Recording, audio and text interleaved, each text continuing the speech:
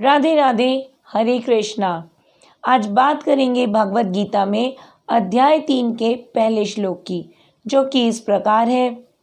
अर्जुन उवाच जयसि चेत कर्मस्य मता बुद्धि जनार्दन तत्किं कर्मणि घोरे माम नियोजयसि केशवः।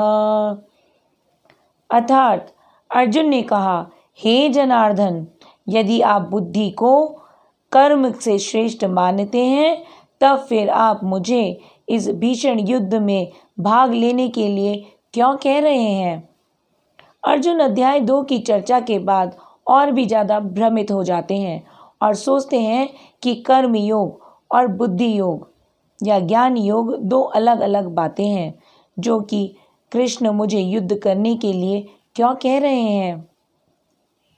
क्योंकि ज्ञान योग में इंद्रिय भोग या विषय भोग को दूर करने के लिए निर्देश दिए गए हैं और कर्म योग के अनुसार व्यक्ति को कर्म करना है। वह कृष्ण युद्ध करने के लिए कह रहे हैं, तो अर्जुन दो विचारों में भ्रमित हो जाते हैं। इसलिए अर्जुन कृष्ण से प्रश्न पूछते हैं, तत्किं कर्मणि घोरे माम नियोजयसि केशवः। ओ केशव, आप मुझसे इस भीषण युद्ध में भाग लेने के लिए क्यों कह रहे हैं। जनार्दना जयसि चेत कर्मणस्य मता बुद्धि। जनार्दना, ओ जनार्दना, अगर आप समझते हैं कि बुद्धि योग या ज्ञान योग को कर्म योग से अच्छा मानते हैं, तो फिर आप मुझे युद्ध करने के लिए प्रेरित क्यों कर रहे हैं।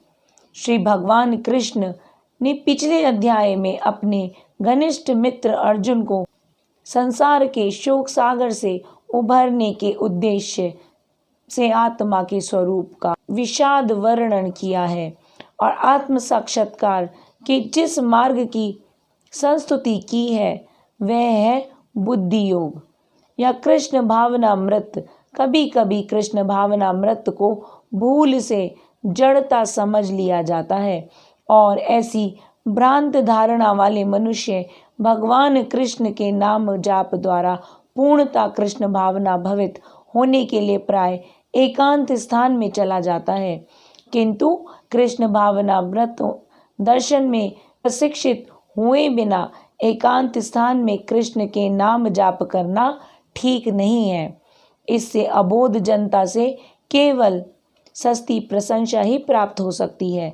अर्जुन को कृष्ण भावनामृत या बुद्धि योग मानो वे सक्रिय जीवन से संन्यास लेकर एकांत स्थान में तपस्या का अभ्यास करना चाहता है। दूसरे शब्दों में, मैं कृष्ण भावनामृत को बहाना बनाकर चतुराई पूर्वक युद्ध से भी अपना जान छुड़ाना चाहता है, किंतु एक निष्ठ शिष्य के नाते उसने यह बात अपने गुरु के समक्ष यानी कृष्ण के समक्ष सर्वोत्तम कार्य विधि के विषय में प्रश्न किया है। उत्तर में भगवान ने तृतीय अध्याय में कर्म योग अर्थात कृष्ण भावनामृत कर्म की विस्तृत व्याख्या उसको दी है। तो यहाँ पर जैसे सब समझते हैं, ठीक वैसे ही अर्जुन भी समझता है कि सेवा निवृत्त हो जाना और जंगल में चले जाना, अकेले तपस्या करना, परंतु ये भ्रम है। जो लोग भक्ति प्रारंभ करते हैं वे यह नहीं सोचते कि सब कुछ छोड़कर जाना पड़ेगा या कहीं दूर चले जाएं। यही अन्य लोग भी समझते हैं कि भक्ति का मतलब घर बार छोड़कर आप जंगल में चले जाएं और वहाँ एकांत में बैठकर आप भगवान का नाम जाप करें, परंतु नहीं। आपको अपने परिवार के बीच में, इस संसार के बीच में रहते हुए भक्ति करनी है। अपने पारिवारिक जीवन के दायित्व को भी निर्वाहन करना है और आपने भक्ति भी करनी है, यानी भगवान का नाम जाप और भगवान की सेवा परिवार और संसार में रहकर करनी है। भक्त को भी ऐसा ही लगता है जब वह महामंत्र को जपता है कि कहीं अकेले बैठकर भक्ति की जाए, अकेले में महामंत्र जपता रहे, क्योंकि उसे लगता है कि केवल महामंत्र जपना ही भक्ति करना है, परंतु बिना भक्ति या गुरु ज्ञान लिए बिना भक्ति नहीं करनी चाहिए। उससे केवल झूठी प्रशंसा ही प्राप्त होती है और कुछ नहीं। प्रश्न आता है कि गुरु ज्ञान क्यों चाहिए? क्योंकि हम जन्मों से इतना विषय भोग करते आ रहे हैं, उनके चिन्ह हमारे मस्तिष्क पर इतने गहरे हैं कि हमारे संस्कारों के रूप में हम में विषय भोग ही भरे पड़े हैं। जब हम अकेले भक्ति करते हैं या एकांत में जाकर भक्ति करते हैं तो हमें बीच बीच में वो विषय भोग याद आते रहते हैं, उनका स्मरण आता रहता है। इसलिए गुरु दीक्षा और गुरु ज्ञान के बिना भक्ति करना बहुत कठिन हो जाता है। बार बार व्यक्ति विषय भोग को याद करता रहता है, ना कि कृष्ण को। इसलिए प्रशिक्षण की आवश्यकता होती है कि जब आप नाम जाप कर रहे हैं और भगवान की सेवा कर रहे हैं तो केवल आपको भगवान ही स्मरण रहें, ना कि आपके विषय भोग आपको बार बार परेशान करें। यानी जितनी देर आप नाम जाप कर रहे हैं, जितनी देर आप भगवान की सेवा कर रहे हैं, कम से कम उतनी देर आप फोकस करें, ध्यान लगाएं केवल प्रभु पर, ना कि आप अपने विषय भोगों को स्मरण करते रहें कि आज मैंने ये नहीं किया, आज मैंने वो नहीं किया। इस प्रकार भक्ति नहीं हो पाती और ऐसा अभ्यास करने के लिए गुरु के निर्देशों की आवश्यकता पड़ती है। जब हम गुरु से प्रशिक्षण लेकर भक्ति प्रारंभ करते हैं तब हम पूर्ण रूप से कृष्ण भावना अमृत हो पाते हैं। हमारी पुरानी स्मृतियां हमसे दूर चली जाती हैं। तो भक्ति का अभ्यास वैसे भी अन्य भक्तों के साथ ही किया जाता है। जब बहुत सारे भक्त मिलकर एक साथ नाम जाप करें या एक साथ भगवान की सेवा करें तो केवल भगवान में ही मन लगता है और एक दूसरे को देखकर और हम ज़्यादा सीख पाते हैं। परंतु जब हम अकेले में करते हैं तब हमारा जो मन है वो इधर उधर के विचारों में भटकने लगता है। तो भक्ति सब कुछ छोड़ने से नहीं, अपितु स्वयं पर सारी जिम्मेदारियां निभाते हुए भगवान के प्रति भी अपनी जिम्मेदारियों को समय पर निभाते हुए अपने कर्म जो कर पाता है वह ही भक्त कहलाता है।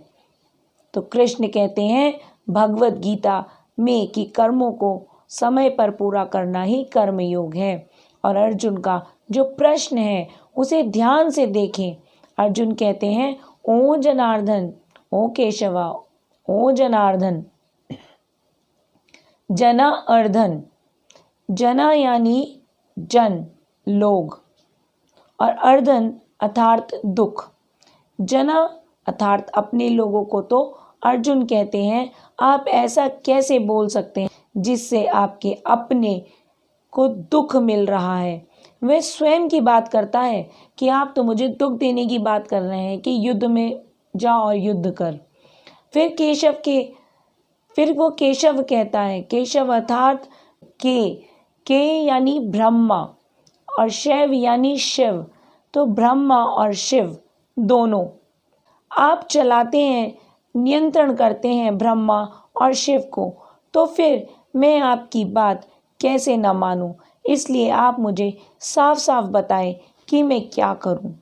हमें भी क्या समझना चाहिए, हमें भी वह सब कुछ समझना चाहिए जो इस इंद्रिय भोग के भी परे है, दिव्य ज्ञान।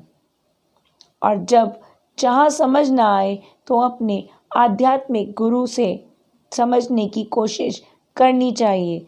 तो अर्जुन के जो आध्यात्मिक गुरु हैं श्री कृष्ण, वह उनसे पूछता है कि आप मुझे साफ साफ करके बताइए कि मैं क्या करूं।